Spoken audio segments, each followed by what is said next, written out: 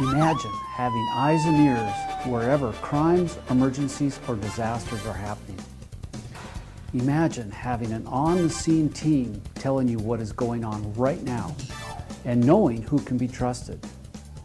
Imagine a way for the public to show you exactly what is happening and where the action is occurring. FirstToSee gives you the advantage of adding thousands more eyes on the street for free. It was created with a federal maritime security grant specifically for public safety and emergency professionals here in Western Washington. FirstToSee is your tool for harnessing the power of social media to create a common operating picture. Hi, I'm Bill Boyd, former fire chief, incident commander, and champion for social media in emergency management. I'm here today to help you understand just how you and your organization can take full advantage of this powerful new technology. First, let's take a closer look at the FirstToSee app and then learn how you can get started. Citizens living in our area can download the free app from Apple's App Store for the iPhone or iPad, or from Google Play for the Android phones and tablets. The app makes it incredibly easy for users to submit a report on what they are seeing. They can quickly choose a type of incident from a predefined list. They can snap a picture or submit one they had taken earlier. They can provide a brief description of what they are seeing, and the app records their exact location. Or they can select the incident location from a map. That's the first step in enlisting citizens in our communities to be part of our information gathering teams. But let's talk about how you can get at these reports, as well as how you can use FirstToSee to get information from popular social media sites and RSS feeds. Everything you need is on the FirstToSee portal. A quick scroll through the list of users and you'll see that through FirstToSee, you can be part of a region-wide team of emergency response professionals. Think of the FirstToSee portal as a virtual conference room where real-time information is collected and shared. Knowing that such a team and such a room exists, wouldn't you want to be there when a real emergency happens? All it takes to get started is to request a password. Emails and phone numbers to submit your request are listed here and at the end of this video.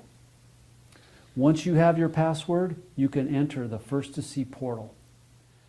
Now, let's take a quick look at the dashboard view of the portal. Here's an overview of all of the functions.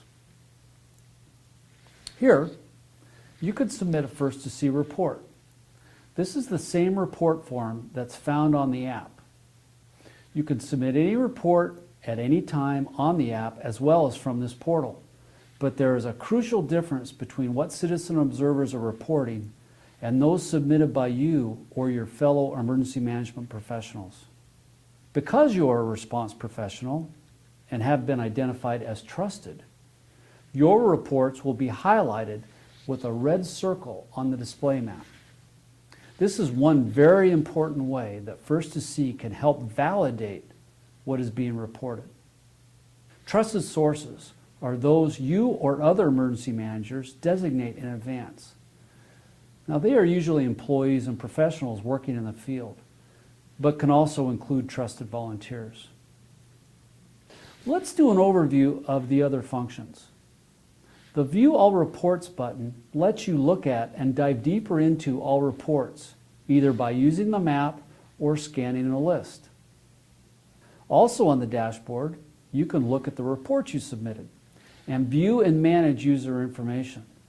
This allows you to add agencies, departments, change permissions for users, and view the contact information for all your fellow responders using FirstToSee. Below are tabs for links to videos on YouTube or live video streams on Ustream.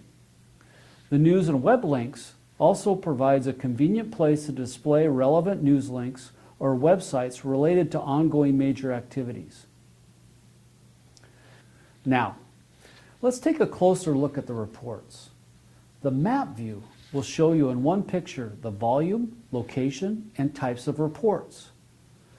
The blue icons are Twitter reports related to the current emergency, and the yellow diamonds are FirstToSee reports. Remember, report icons with a red circle are from trusted sources. The blue Twitter reports, also known as tweets, come from a social media monitoring system called SwiftRiver. If there are lots of reports coming in, you can simplify the map by selecting clusters, which shows graphically the volume of reports. You can zoom in and out and quickly see where reports are coming from. To take a closer look at a report, just click on the icon. You'll first see the report itself, including thumbnails of any photos submitted, but click on the Show More button and you can view all the report details. As you can imagine, this map could get very crowded during a high visibility major event, but there are many ways you can use filters to get just the information you want. For example, you can filter it by incident type, by sources, and by date. So if you want to see just the reports that trusted sources submitted about earthquakes in the last week, you can quickly create those filters and see only what you need to see. Another way to filter data is to turn on and off data layers. On the left, you will see a legend. By checking or unchecking a box, the information in the map display will change. The tabular view gives you the same reports, but in list form instead of on a map. You can also filter this list to find just the reports you are looking for. Let's take a closer look at the SwiftRiver tab and see how it helps to fill out the picture and manage reports. SwiftRiver does two great things for you. One, it collects information from social media and RSS feeds relevant to the emergencies happening here in Western Washington. Second, it allows you and other responders to manage the potentially overwhelming flow of citizen reports coming from social media. SwiftRiver uses water as an analogy for the flow of information. The process begins with a river, a large collection of social media content such as tweets and RSS news feeds that match a particular hashtag or author. An optional geographic location can be defined to capture the information for a certain area. This large collection of both useful information and unhelpful noise is then categorized into various buckets or subcategories such as evacuations, utilities, injuries, and so on. The individual tweets and new items, called drops, are placed in the appropriate buckets automatically by specifying keyword searches or manually by scanning the drops in the large river.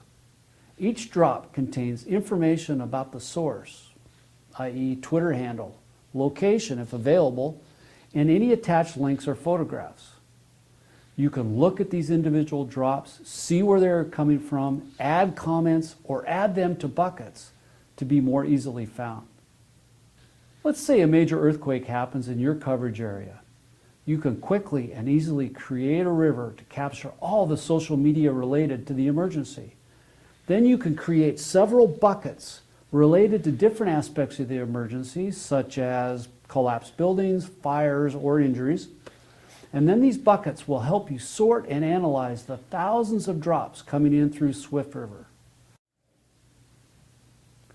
It's now very clear that citizen reporting during emergencies is extremely important and needs to be tapped. But the inaccuracy and the sheer volume of many of these reports has hindered their effective use in emergency management until now. FirstToSee addresses those concerns by identifying trusted sources while still giving you access and control over all the reports being submitted. You can now manage those rivers and buckets of information with far greater ease than you ever thought possible. An investment has been made in improving emergency situational awareness in our region. But this tool will only help us respond if the public safety and emergency management community and citizens actively use it. The next and most important step is up to you. Sign up today and begin using FirstToSee.